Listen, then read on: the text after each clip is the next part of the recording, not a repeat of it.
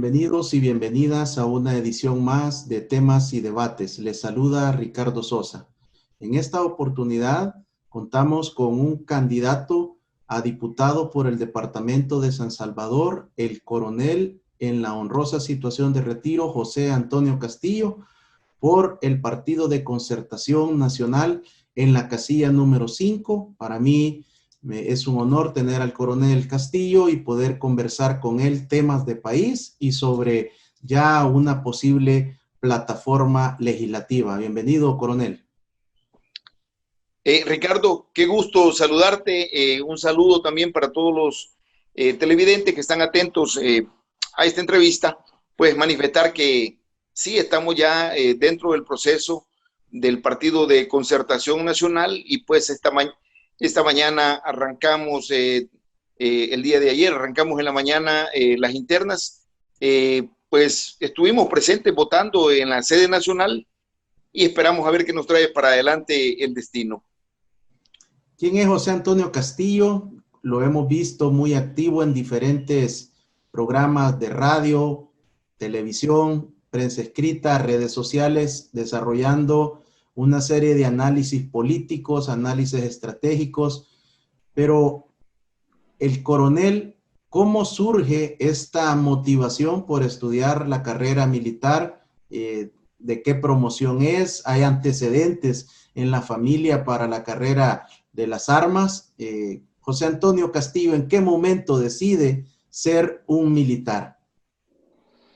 Bueno, fíjate que mi padre fue sargento de la antigua Policía Nacional y tenía él siempre ese detalle de comprar el periódico ya en la tarde cuando llegaba a la casa y pues él se bajaba del bus, yo salía corriendo a abrazarlo y yo le quitaba el periódico, ¿verdad? Quería leer qué era lo que estaba pasando.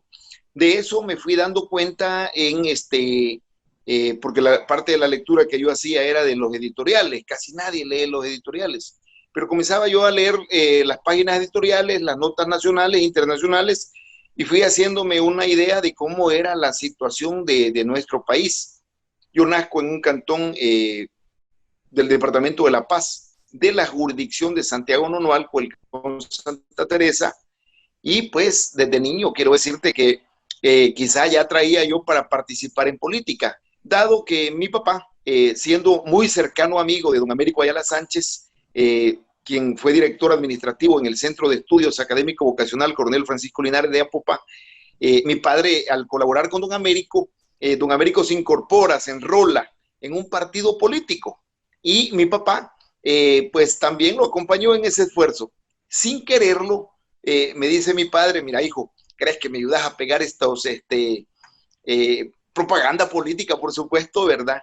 Y es así como mi primera participación política fue pegando propaganda de Acción Democrática, de el muy recordado, ilustre, doctor René Fortín Magaña y Luis Nelson Segovia, un partido que llegó posteriormente a la Asamblea Legislativa, que formó parte de la Constituyente, y es así como quizá hice los primeros pininos, conociendo que era una plataforma política, sabiendo quiénes eran los candidatos, cuáles eran sus valoraciones políticas, y por ahí me voy enrolando.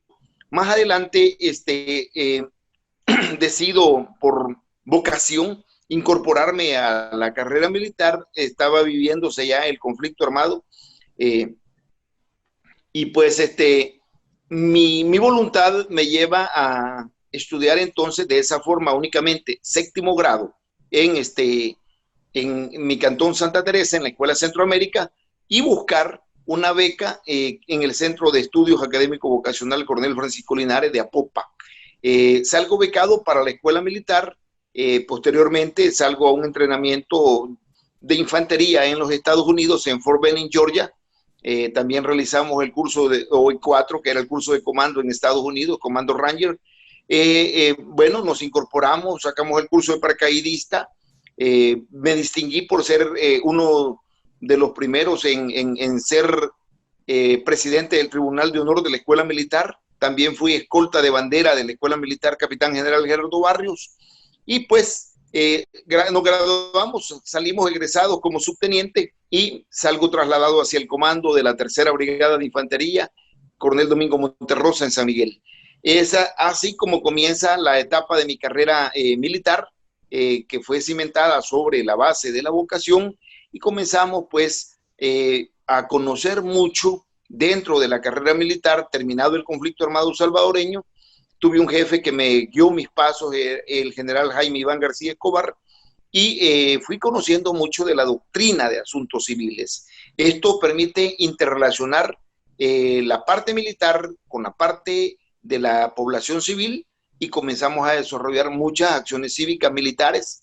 Esto conlleva a que se tengan reuniones con gobernadores, reuniones con alcaldes, y que de esta forma logramos beneficiar a miles y miles de familias en la zona norte del departamento de San Salvador. Finalizado el conflicto, desarrollamos quizás arriba de 500 acciones cívicas militares en estos lugares que habían sido muy golpeados por la guerra, y nos mantuvimos siendo uno de los impulsores de la doctrina de asuntos civiles, desarrollando también apoyo en las diferentes situaciones que se le fue presentando al país como producto de las tormentas tropicales, tormentas Ágata, Stan, la tormenta Aida, todas las tormentas tropicales que nosotros tuvimos, pues la verdad es que estuvimos participando activamente en ellas, y quizá la última actividad más grande en la cual se desarrolló un esfuerzo logístico nunca antes visto en la Fuerza Armada fue cuando tuvimos la experiencia en los terremotos 2001. Se conforma el comando estratégico que fue conformado en la Feria Internacional, el Comando de Operaciones Nacional Integrado, COENI, y desde allí hicimos el esfuerzo por apoyar las dos grandes variantes sobre las cuales la Fuerza Armada apoyó a la población civil, que fue la Operación Pueblo Valiente, que le permitió trasladar miles de toneladas de alimentos para los damnificados a nivel nacional, y esto es algo que la gente que recibió esa ayuda lo debe recordar. Pero también algo muy importante, se construyeron más de 100,000 viviendas temporales para la gente que había perdido su vivienda, para mientras el invierno pues llegaba, y mientras no se construía la vivienda permanente, se hizo esta actividad. Termino yo mi carrera militar de una forma muy honrosa, porque hay que decirlo, el militar que no tiene honor no es militar. Puede ser cualquier cosa, puede ser lo que sea, pero si algo distingue al elemento militar es el honor, y por eso es que cuando salimos lo hicimos con las manos limpias, nos fuimos diciendo por qué nos íbamos, y nos sentimos orgullosos de haber prestado durante 30 años servicio a la patria, haciéndolo de la forma más correcta posible, y nos incorporamos ya de nuevo pues a la vida nacional, y es ahí donde tomo la decisión de impulsar y apoyar las candidaturas no partidarias. El esfuerzo no partidario, no obstante, ya tenía, creo, 2 o 3 veces de haberlo intentado, nunca habían logrado un escaño en la Asamblea Legislativa. Quiero decir que en esa oportunidad obtuvimos 18,400 firmas de apoyo, de respaldo, para poder participar como candidato no partidario. Nos inscribimos en la casilla número 1, y fue así como logramos que ingresara el candidato no partidario que en este momento se encuentra. Algo muy importante, y es que el decreto 555 de la ley de candidaturas no partidarias establece que los candidatos no partidarios no tienen vigilancia sobre el día de las elecciones, sobre los votos que recibe. Por lo tanto, el ciudadano elector que emite el sufragio no está garantizado que se le pueda respetar el voto que ha emitido a favor de la persona que lo haya emitido, y que se pueda de alguna forma torcer o moverla para donde corresponda pues el resultado final. Esto me lleva a mí entonces a tomar la decisión de que, no obstante, no puedo, no quiero verme expuesto a sentir de a que no se le respeta el voto del ciudadano. Intenté hacer un esfuerzo por inscribir a un partido político y no logro obtener el recurso de apoyo. Inscribir un partido puede andar costando $75,000, y es así como tomamos la decisión de abrirnos un espacio en el Partido de Concertación Nacional, y desde desde este instituto político buscamos convertirnos en diputados de la próxima Asamblea Legislativa de nuestro país. Coronel, ¿en qué año llega el momento de su retiro de la Fuerza Armada? Yo estoy retirándome ahí por finales de diciembre del año 2016. Es reciente relativamente, coronel. Sí, estamos muy satisfechos de haber cumplido ese paso por la institución armada que es de mucha honra. Yo quiero decirlo que durante 30 años en los cuales su servidor prestó servicio a la institución armada, lo hizo respetando todas las normas de los derechos humanos, fortaleciendo la doctrina de los asuntos civiles, y eso me permitió tener una gran interacción con los ciudadanos, saber conocer de primera mano sus necesidades y poder atender muchas de las solicitudes que antes, te digo, antes la población llegaba a que le resolviera el cuartel las necesidades que tenía. Luego, posterior, porque las alcaldías no tenían mayores recursos para hacerlo, pero luego de que el gobierno va descentralizando un poco los recursos del Estado y fue creando el FODES, que es una cantidad de dinero que se entrega para desarrollar las obras que el Estado debería hacer de forma centralizada y que ahora lo hagan de forma descentralizada las alcaldías, ese dinero que debía ocuparse estrictamente para eso, pues, ya ahora las alcaldías tienen con qué atender las necesidades de la población, que son muchas, que nunca se va a poder dentro de la pirámide de las necesidades atender todas las necesidades que la población demanda, pero sí creo que es algo muy importante, que aprendimos y conocimos que hay que estar cercano del lado del pueblo, y no solamente en momentos de actividad política, sino que en todo momento que la situación lo requería, pues dimos una mano, ofrecimos una mano, y mucho de mi nombre se comenzó a escuchar en muchos de los pueblos, de los caseríos, de los poblados, y esto permitió definitivamente ir acuñando un nombre al coronel José Antonio Castillo, no solamente como alguien relacionado con las necesidades de la población, sino alguien que estaba también escribiendo temas de geopolítica. Tuvimos una participación muy activa, nos convertimos también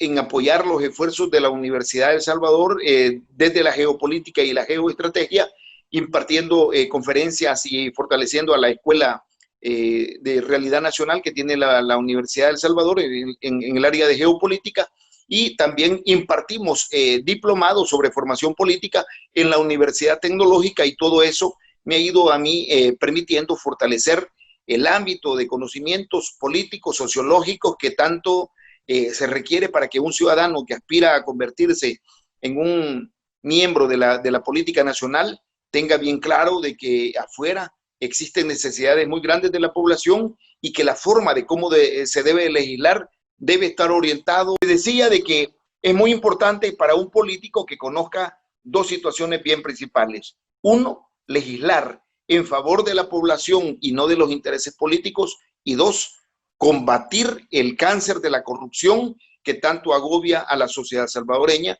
y creo que sobre la base de ello es que hemos tratado nosotros de delinear una serie de aspectos que vamos a considerar en una plataforma que todavía aún se está trabajando, porque esto, la política tiene que ser, irse actualizando sobre los temas más importantes del país, pero creo de que con todo lo que nosotros hemos ido aprendiendo en el camino, podemos aportar mucho desde nuestra experiencia al seno de la Asamblea Legislativa y poder ayudar a resolver los problemas que tiene nuestro El Salvador. José Antonio Castillo, ¿cómo es ahora en la vida de retiro, la vida familiar? ¿Cuáles son sus entretenimientos? ¿Qué disfruta hacer en sus tiempos libres? Para que todos los televidentes y cibernautas conozcan más a la persona.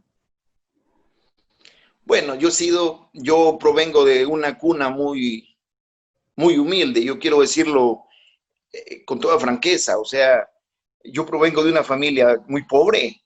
A mi padre, que prácticamente es el orgullo mío, un saludo a mi papá, me enseñó algo a mi hijo, me dijo: yo lo único que le puedo heredar a usted es el apellido, cuídelo, respételo, no permita nunca que se lo vayan a manchar ni a denigrar. Y eso me permitió a mí, pues, irme desarrollando con las limitantes. Crecí en un cantón, hasta los 12 años pude tener zapatos. Eh, Tuve que ir a estudiar interno a una escuela porque no tenía forma de pagarme mis estudios superiores en la Escuela Militar Capitán General Gerardo Barrios. Yo practico deportes, hago aerobismo, fútbol, ya a estas alturas jugamos papi fútbol. Hemos estado activos aún en esta pandemia, nos hemos dedicado siempre a ayudar a la gente que más lo necesita, con, mucho, con mucha humildad, pero con mucho orgullo puedo decir que en esta pandemia hemos podido llevar más de 700 bolsas solidarias muy grandes, porque fueron regaladas por los hermanos, por los compatriotas en Estados Unidos, y su servidor hizo el trabajo de distribuirlas, de entregarlas a la gente que más lo necesitaba. Pudimos llegar a 9 departamentos de El Salvador, desde Usulután hasta Santa Ana, llevando estos paquetes de alimentos muy grandes y que al final le llenan a uno de una inmensa satisfacción saber que podemos servir y que podemos suplir las necesidades de alimentos que tenía en ese momento mucha de la gente que estaba necesitando comida cuando todavía no alcanzaba el gobierno a distribuir sus bolsas de alimentos. Lo hicimos antes que llegaran esos paquetes de alimentos y comenzamos a llegar a lugares muy, muy pobres. Escogimos, seleccionamos a los lugares más pobres como los lugares donde teníamos que llevarlo. Y no lo hicimos porque yo soy candidato a diputado por San Salvador. Si yo lo hubiera hecho, lo políticamente correcto era trasladar 700 paquetes de alimentos a las áreas donde yo espero recibir un voto. No, lo hicimos donde la pobreza lo necesitaba, donde la gente estaba demandándolo, y fuimos a 9 departamentos del país donde yo no voy a recibir ningún voto. Pero yo creo que algo que el político debe ir cambiando es que yo creo, y esto lo quiero afincar como un lema para mí, yo quiero hacer lo correcto. Y le digo al ciudadano que mi compromiso es hacer lo correcto, no hacer lo políticamente correcto. Lo políticamente correcto puede ser muy beneficioso institucionalmente para el partido o en un momento determinado para mí, pero hacer lo correcto, ese mensaje que la señora embajadora de los Estados Unidos cuando se retiraba del país, Jean Manés, dejó, Jean Elizabeth Manés dejó en la Asamblea Legislativa un mensaje para los diputados y les dijo: ustedes deben hacer lo correcto. Y lo correcto está cimentado sobre la base de que aquello que es éticamente correcto para la población, que es éticamente correcto para mi persona en mi calidad de ciudadano, porque yo no quiero ser cuestionado el día de mañana. Si no fui cuestionado en 30 años que le presté servicio a la patria, mucho menos quiero ser cuestionado ahora, en los cuales desde la función pública y desde el primer órgano de Estado pueda aportar toda mi valoración, todo mi conocimiento para ayudar a enrumbar a nuestro país en los muchos problemas que tiene, y también poder apoyar desde la legislatura todas aquellas acciones que conlleven el respaldo para la población salvadoreña, y hacerlo bajo el conocimiento que hay que hacerlo lo correcto, no lo políticamente correcto, porque lo políticamente correcto puede tener beneficios a corto plazo, pero hacer lo correcto va a dar una paz y tranquilidad para el resto de la vida. Coronel, antes de hacer el corte, quiero que le envíe un mensaje a su padre, ese señor que le mostró, que le modeló principios y valores y que le animó a ser ese espejo en el cual usted se animaría a ingresar a la carrera militar. Sí, yo, la verdad, me siento muy feliz de saludar a mi papá.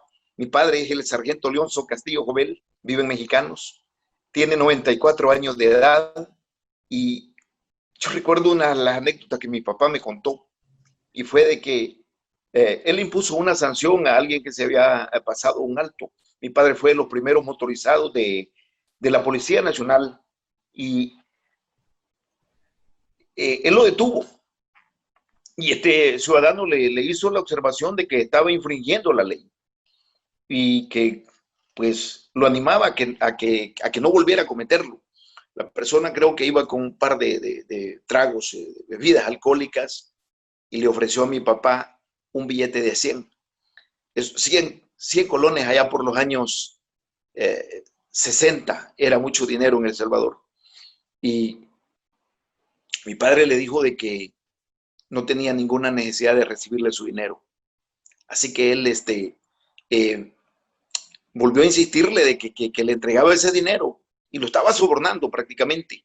Mi padre en 3 veces le dijo que no podía recibir ese dinero.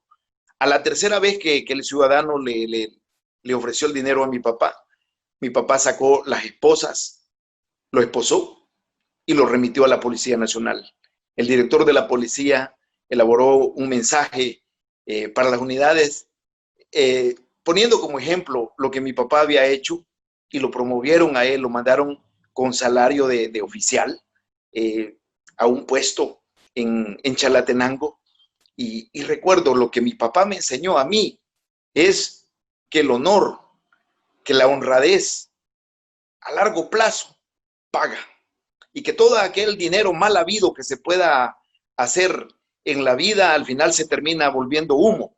Y por eso, gracias Ricardo, porque sí me has tocado los sentimientos de un hombre tan bueno, tan noble que tengo. Mi padre está vivo, y le doy las gracias a mi padre por haberme enseñado un principio de honradez sobre los cuales uno debe caminar.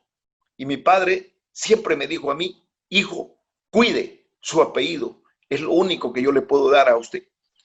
Con muchas limitaciones nos mandó a la escuela, éramos 7 hijos, 4 hermanas, 3 varones, y hasta la fecha yo puedo decir de que mi padre, Leoncio Castillo Jovel, es el mejor ejemplo de hombre que yo he tenido en la vida, sobre el cual puedo afincar mis aspiraciones, porque pretendo volver a caminar los pasos que él siguió.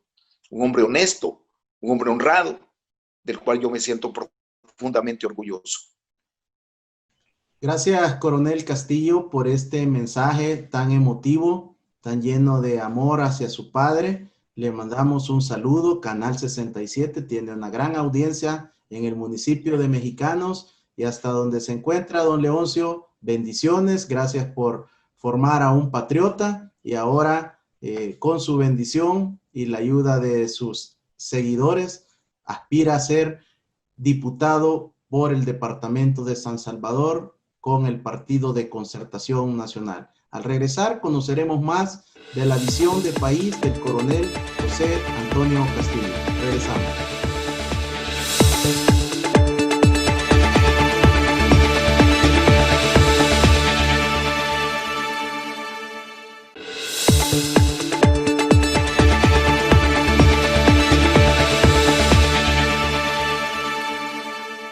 Gracias por continuar con temas y debates. Canal 67, el canal de las estrellas en El Salvador. Transmitimos en señal abierta a nivel nacional. Canal 67, cables de las compañías Claro y Tigo, y a través de nuestras multiplataformas de redes sociales. En esta ocasión, conociendo más la vida del analista político y ahora candidato a una diputación por el departamento de San Salvador, por el Partido de Concertación Nacional, el coronel en la situación de retiro, José Antonio Castillo. Coronel, ¿por qué decidirse por el Partido de Concertación Nacional? Sabemos de que ellos mantienen mucho liderazgo en ciertas comisiones de la Asamblea Legislativa, se les vincula a los gobiernos dirigidos por militares en décadas anteriores, con mucha trayectoria, mucha obra de infraestructura que dejó el Partido de Concertación Nacional, PCN. ¿Cómo llega usted? Sé que tenía propuestas de otros institutos políticos, pero ¿por qué decidir por el PCN? Fíjate que, y regresando nuevamente a mi papá, quizá yo era un niño cuando en las calles empedradas de Santiago Nonualco mi papá me llevó a escuchar un meeting del candidato a la presidencia de la República, en ese momento el coronel Arturo Armando Molina. Yo recuerdo que mi papá, cargado en los hombros, llevaba al niño. Yo no sabía nada, pero vi un mar de banderas azules y el himno del Partido de Concertación Nacional. Yo creo que es en ese momento Conciliación Nacional. Yo creo que este es el momento de hacer una valoración de lo que hemos caminado en política en nuestro país, en qué es lo que hemos hecho, qué me lleva a mí pues a buscar que sea el PCN el partido en el cual yo voy a postularme. Primeramente, y alguien lo manifestaba en Apopa, el partido, todo lo que tiene la nación, casi en su gran mayoría, lo hizo el PCN. Y cuando hablamos de eso, yo creo que esta es la oportunidad de hacer una memoria de qué fue lo que el PCN construyó. A partir del momento de los gobiernos en los cuales se comienzan los famosos gobiernos militares, mira, la creación de la Comisión Ejecutiva Hidroeléctrica del Río Lempa, CEL, la presa hidroeléctrica 5 de noviembre, más de 5 presas construidas en los gobiernos de Conciliación Nacional, la creación de la Comisión Ejecutiva Portuaria Autónoma, la creación de la carretera del litoral, cómo vemos que se fue aprobando la construcción de obras importantes como el Instituto Salvadoreño del Seguro Social. Se construyeron viviendas populares para la clase media y por eso es que tenemos ahora la colonia Ibu, la colonia 5 de noviembre, la colonia Sacamil, la colonia Modelo, la colonia Montserrat, la construcción de todos los turicentros que tiene nuestro país, Los Chorros, Atecosol, Ichamichin, la cueva, la cueva de Moncagua, la inauguración de los ferrocarriles de El Salvador, la construcción de la presa El Guajoyo, la construcción del puerto de Acajutla, la inauguración de la Feria Internacional de El Salvador, Cisco, la promulgación de universidades privadas, el crecimiento económico del 4.6 que nunca se ha vuelto a tener, la inauguración de la era de la televisión y de los bachilleratos diversificados en nuestro país, la construcción de la central geotérmica Los Ausoles, la inauguración de la presa 5 de noviembre, la inauguración del aeropuerto internacional de El Salvador, la construcción de la carretera de Comalapa, la construcción de la zona franca San Bartolo, la construcción de Fenadesal, de la central azucarera, del Banco de Fomento Agropecuario, la construcción del edificio de la Asamblea Legislativa, del edificio de la Corte Suprema de Justicia, la carretera panamericana, la carretera del litoral, los puertos, los aeropuertos, las principales obras del país fueron realizadas en gobiernos de Conciliación Nacional con muy bajo presupuesto y sin endeudar a nuestro país. No se habla de que hayan gobernantes del Partido de Conciliación Nacional que hayan terminado enriqueciéndose a costa del erario nacional. No se habla de gobernantes corruptos que terminaron con cientos de millones de colones en ese tiempo, en ese momento. No pasó eso. Lo que sí se dejó es una gran cantidad de obras físicas que todavía subsisten. Lo que sí se dejó es obras, por ejemplo, el Estadio Nacional de la Flor Blanca, ahora el Mágico González, construidos en periodos de gobiernos militares. Cuando hacemos toda ese tipo de valoración y podemos observar cómo se está construyendo en nuestro país una obra que posteriormente mucho de ello fue destruido en el conflicto armado, por ejemplo, los puentes de Oro, Puente Cuscatlán, podemos decir y valorar que muy probablemente los gobernantes militares tuvieron una visión geoestratégica para nuestro país sobre la base de la teoría del desarrollo económico en ese momento. Decir esto conlleva a que muy probablemente tengamos y podamos ahora nuevamente en un país ahora altamente endeudado, con más de 20,000 millones de dólares de deuda, en las cuales no se ha construido ni una tan sola presa hidroeléctrica. No tenemos obras de gran calado de la cual nosotros podamos hablar. Ya no se construyó otro aeropuerto más, ya no se construyó otro puerto más.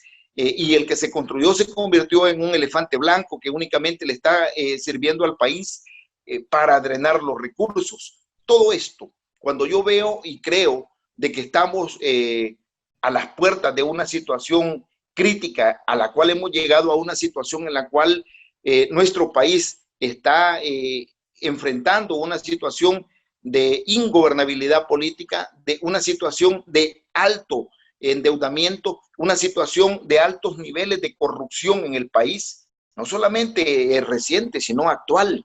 cuando vemos la forma oscura, opaca, en la cual no se fomenta la transparencia, no se fomenta la rendición de cuentas. Todo esto nos lleva a que podamos nosotros, y en lo particular mi persona, convertirse en alguien que tenga que decir la verdad, en alguien que no le va a temblar la mano para decir que algo no se está haciendo correcto. Y sobre la base de ello, hablando con las autoridades del Partido de Concertación Nacional, yo pedí mucha independencia para poder votar, de acuerdo a lo que conviene a la población y no votar lo que le conviene a un partido político o votar lo que le conviene a un gobierno, sino votar por aquello que el ciudadano está necesitando. Y entonces es que estamos modelando nuestra plataforma política para que sea adaptada a las necesidades del país y no a las necesidades institucionales o personales. Coronel, usted es un hombre que conoce de técnica legislativa, ha brindado su servicio ya como asesor a la Asamblea Legislativa, conoce los pasillos, conoce todo lo que se da en el día a día de la Asamblea. ¿Cuál es su proyección en caso de que los votantes le brinden el beneficio de poder convertirse en diputado para el periodo 2021-2024? ¿En qué áreas, en qué comisiones le gustaría trabajar? Bueno, habiendo conocido de primera mano cómo funciona el órgano legislativo a través de las diferentes comisiones que tiene, una comisión muy importante para mí es la comisión política, la comisión también de las reformas legislativas, los puntos constitucionales, comisiones, la comisión de defensa y comisión de seguridad, son comisiones que no pueden pasar inadvertidas para mí, pero en este caso, formando parte de un instituto político, desconozco cuáles son las comisiones a las cuales puedo yo ser asignado, porque ya no depende de mi persona, sino que estoy ligado al mandato imperativo de un partido en el cual, de acuerdo a sus estatutos, de acuerdo a los reglamentos internos, vamos a ver de qué forma podemos contribuir. Pero sí creo de que es muy importante resaltar que aquellas comisiones que tienen más de lleno el peso del accionar a la población son las comisiones en las cuales voy a pretender participar. Coronel, hay un dato que a mí me llama mucho la atención. Tenemos diferentes militares en situación de retiro que han llegado en diferentes periodos legislativos a ocupar un escaño legislativo. Y cuando se han involucrado en la comisión principalmente de defensa, ha sido muy pobre el trabajo de propuesta elaborada y estructurada para apoyar a nuestra gloriosa Fuerza Armada. ¿Por qué se ha dado ese fenómeno? ¿Por qué se muestra algún tipo de descontento, de resentimiento? Y no se puede dejar atrás la experiencia negativa que se pudo haber vivido por diferentes circunstancias estando de alta, pero dejar atrás ese pasado en beneficio de la generación actual y la futura de la Fuerza Armada. Sí, es bien importante los temas de la defensa nacional y el poco conocimiento de lo que es la defensa nacional en nuestro país puede a veces llevar a tener valoraciones inexactas de lo que el rol que debe asumir la institución armada. En lo particular, yo creo que hay temas muy importantes sobre los cuales la población debe conocer. No solamente los temas de la defensa nacional, sino también algunas situaciones de carácter estratégico para nuestro país. Tenemos la sentencia de la internacional de la Haya, en la cual se dirime la situación muy particular en el Golfo de Fonseca, y tenemos una isla ocupada por Honduras, que es propiedad de El Salvador, la isla Conejo. Yo creo que se ha hecho muy poco por recuperar nuestro territorio, y una de las aristas importantes de la defensa nacional, y que la misión constitucional, la Constitución de la República lo atribuye a la institución armada, es la defensa y la integridad de su territorio. Y creo yo que esto es muy importante, que debe conocerse. Por su parte, valoraciones del por qué los militares, ya estando en la Asamblea Legislativa, no pueden desarrollar, y esto va precisamente con la agenda de los partidos políticos. Habría que ver hasta qué punto los partidos políticos están interesados en temas de la defensa nacional o en fortalecer los aspectos de la defensa nacional. Uno de ellos, el que acabo de mencionar. Es muy importante que que estudiemos esas situaciones que han venido presentándose, porque para mí también constituye una escuela de lo que no se debe hacer. Creo de que muy en lo particular, yo voy a incidir muy fuertemente por tratar de que estos temas entren a la palestra política y sean de conocimiento de los temas de la agenda legislativa, y ojalá podamos incidir muy fuertemente para poder resaltar bastante de lo que la institución armada hace por nuestro país, y no solamente aquello que se menciona que puede ser prácticamente lo negativo. Hay mucho que la institución armada ha hecho por El Salvador, y mucho de ese legado está cimentado en las obras que hizo en su debido momento el Partido de Conciliación Nacional y ahora Concertación Nacional. Dentro de la campaña política también ha sido muy frecuente que los militares en situación de retiro apelan a los votos de los miembros de las Fuerzas Armadas y su familia, de los elementos de la Policía Nacional Civil y sus familias, de los personal que trabaja en el cuerpo de agentes municipales y sus familias, y hasta los agentes de seguridad privada y sus familias. Al momento de ganar el escaño legislativo, ya no reciben a nadie, ya le dan la espalda a diferentes organizaciones de todos estos grupos relacionados o vinculados a la seguridad pública y privada. José Antonio Castillo, ¿cómo puede comprometerse para no caer en este error que ha sido muy frecuente, al menos en el presente siglo, coronel? Mira, un aspecto muy importante es la desvinculación del político electo con la población. Yo tengo una experiencia muy enriquecedora por mi paso en la Asamblea Legislativa como asesor, y es que un grupo de personas se apersonó a la Asamblea para que le resolvieran un problema sobre títulos de propiedad que ellos tenían desde los años 90, lo recibieron cuando era presidente de la República el doctor Armando Calderón Sol, a través de una iniciativa de doña Elizabeth Calderón, la primera dama de la República. Les dieron unas propiedades, les construyeron unos lotes y unas casas muy bonitas, pero no tenían títulos de propiedad, lo cual le da la garantía, la certeza de la seguridad jurídica. Esto, pues ellos, no obstante que se apersonaron a dos institutos políticos para que les resolvieran, no fueron escuchados. Y de casualidad, una persona me hace una pregunta a mí, que cómo les podía, a dónde podían ellos tocar puertas para que les ayudaran, y les pregunto yo, ¿y cuál es el problema? No, me plantean la situación y les digo, esto tiene solución, y muy rápido. Por la muy buena relación que tengo con el diputado Raúl Beltrán Bonilla, me apersono donde él y les pongo el caso. Él de inmediato llamó a los asesores jurídicos, y te puedo decir que ese problema que estaba sin resolver fue tratado de inmediato, y esperando nada más que resuelva la instancia respectiva. Pero esto es un ejemplo de cómo la población tiene necesidades, muchas de ellas desde la Asamblea Legislativa se le pueden resolver, o se puede coadyuvar con las instituciones responsables para que lo resuelvan. Y de esta forma, yo sí quiero decir que si José Antonio Castillo llega a ganar, esa oficina del diputado sería una oficina de puertas abiertas para atender las necesidades de la población, y no solamente pedir el voto en tiempo de campaña electoral. Sí, pedimos el voto para nuestros compañeros de armas, para los que estuvimos en el conflicto armado, que nos conocemos mucho, también a elementos de la Policía Nacional Civil, en los cuales tenemos muchos amigos. El tema, por ejemplo, en las empresas de seguridad, los guardias de seguridad, que tienen una situación particular muy apremiante, personas que están ganando $130 a la quincena, y que no alcanzan para solventar las necesidades de vida que tienen esta gente, estos guardias de seguridad.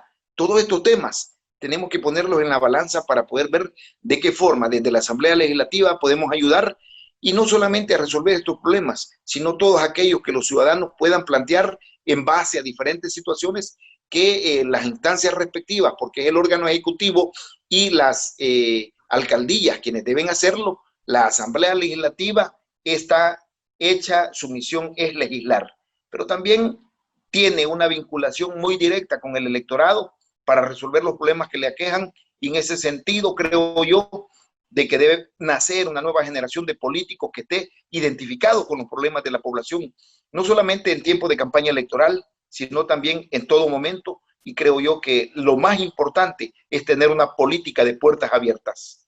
Coronel, se dice mucho por personas que desconocen el militar retirado, el militar que fue militar, pero es el militar en la honrosa situación de retiro. Y en esa dirección, coronel, usted como ex miembro de los diferentes comandos que participaron, batallones, comandancias que participaron en el pasado conflicto armado, y ahora usted en la honrosa situación de retiro y ahora candidato a diputado, ¿qué le dice a todos esos compañeros de armas que todavía en pleno julio 2020 están pidiendo que se les cumplan los ofrecimientos, las prestaciones y los beneficios al finalizar en 1992 el conflicto?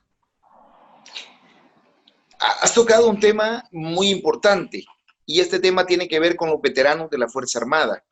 La institución armada se vio inmersa en un conflicto en el cual tuvo como una misión muy importante defender el sistema democrático de nuestro país y forzar para que al final fuese el ciudadano el que le diera la oportunidad a los cuadros políticos que estaban armados en ese momento como una insurgencia en armas para que pudieran disputar el poder por la vía política y la población al final les dio el poder, les dio alcaldías, les dio diputaciones y también les quitó el poder. Creo que el llamado en este momento es a que se respete un derecho que se les ha dado por ley. Se creó la ley especial para los veteranos de la Fuerza Armada y para los excombatientes de la estructura FMLN, que se respete lo que se les dijo que se les iba a entregar. Se les dijo que se les iba a incrementar la pensión. Al momento tenemos 3 meses de que nuestros veteranos militares no reciben la pensión.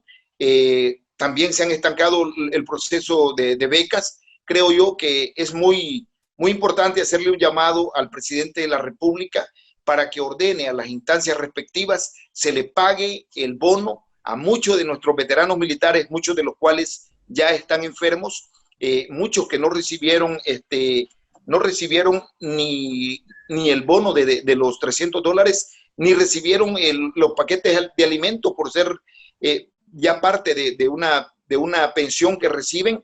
Y pues en este momento creo que muchos de ellos están necesitando, están exigiendo, incluso están haciendo llamados a la movilización de calle. Yo creo que eso no debería ser necesario. Creo que el gobierno de la República debe cumplir su palabra que enseñó cuando el presidente de la República estaba sentado. A la par tenía al sargento Aguillón y al otro lado tenía a un miembro que había sido parte también del FMLN, y les ofreció no solamente incrementarles la pensión, les ofreció un hospital, les ofreció mejorar las condiciones de vida, y les dijo que en el pasado otros gobiernos habían engañado a los veteranos de guerra y que les iba a cumplir, y lo que estamos viendo ahora es de que están siendo prácticamente invisibilizados, no obstante tener toda esta necesidad.